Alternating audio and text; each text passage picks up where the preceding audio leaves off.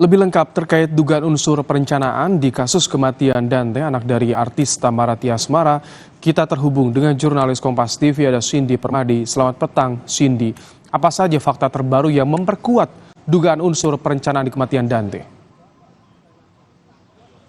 Ya Ibrahim, selamat petang. Salah satunya yang digarisbawahi adalah adegan ke-13, yaitu adalah adegan ketika tersangka ternyata di perjalanan dari rumah tersangka menuju ke TKP sempat mengakses internet yang untuk mengecek apakah ada CCTV atau tidak di tempat kejadian perkara. Saya akan sambil menunjukkan kepada Anda Ibrahim dan juga saudara bagaimana kondisi terkini di tempat kejadian perkara.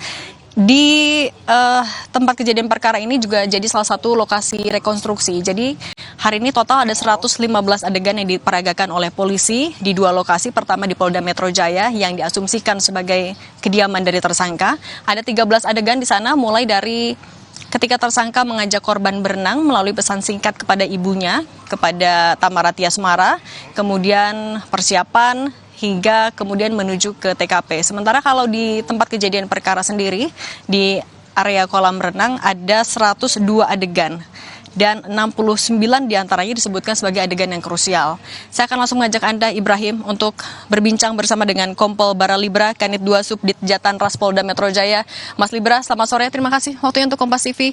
Mas, kan tadi ada yang digarisbawahi adalah adegan ke-13 tadi ya. Kalau ada adegan tersangka mengakses internet dulu untuk ngecek ada CCTV atau tidak. Juga di TKP ada tersangka mengecek situasi terlebih dahulu. Apakah ini bisa untuk memenuhi unsur pembunuhan berencana di pasal yang disangkakan? Baik, untuk pembunuhan pasal pembunuhan dengan berencana, ini menjadi salah satu untuk pembunuhan unsurnya. Jadi ada hal yang krusial ini kami temukan setelah adanya analisa dari handphone tersangka, hasil analisa digital forensik, ya kan, salah satunya itu ada history log, ya kan, dengan pencarian CCTV kolam renang Palem, kira-kira begitu. Tapi apakah itu juga sudah cukup untuk memenuhi unsur pembunuhan berencana tadi atau masih perlu dilakukan pendalaman sebenarnya? Jadi untuk memenuhi unsur-unsur yang sudah kita persangkakan, salah satunya pembunuhan berencana, pembunuhan biasa, kemudian kelalaian, kemudian ada kekerasan terhadap anak, itu kita menggunakan pendekatan menggunakan 9 keterangan ahli yang sudah kita kumpulkan. Jadi tadi dari yang history log tadi itu hanya salah satunya aja. Jadi sudah ada 9 keterangan ahli yang sudah kita kantongi. Artinya dari rekonstruksi kemudian keterangan ahli nanti akan digabungkan untuk disimpulkan apakah bisa memenuhi unsur 340 atau tidak gitu ya Mas? Ya, kira-kira betul. Kalau dari rekonstruksi ada fakta baru tidak Mas yang ditemukan? Ya tadi yang disampaikan, ya, termasuk itu adegan yang ke-13, memang itu adalah temuan terbaru kami dari hasil analisa digital terhadap handphone milik tersangka. Salah satunya itu tadi ada mengakses di Google menggunakan aplikasi software, aplikasi Safari. Nah, kalau 69 adegan krusial tadi juga disampaikan dalam konferensi pers. 69 adegan krusial ini meliputi apa aja, Mas? 69 adegan itu termasuk adegan yang berada di kolam renang yang dalam, kolam renang dewasa, ya kan, yaitu termasuk yang 12 kali tersangka YA itu membenamkan korban ke dalam air, termasuk peristiwa di mana tersangka itu pada saat membenamkan atau kan sebelum membenamkan itu menengok ke kanan ke kiri, intinya itu.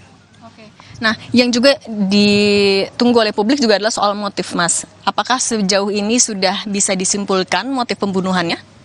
Untuk motif, sementara ini kami masih menunggu dari teman-teman Apsifor karena memang jadwalnya masih panjang, mungkin sekira di minggu pertama bulan Maret baru bisa disampaikan oleh teman-teman Apsifor.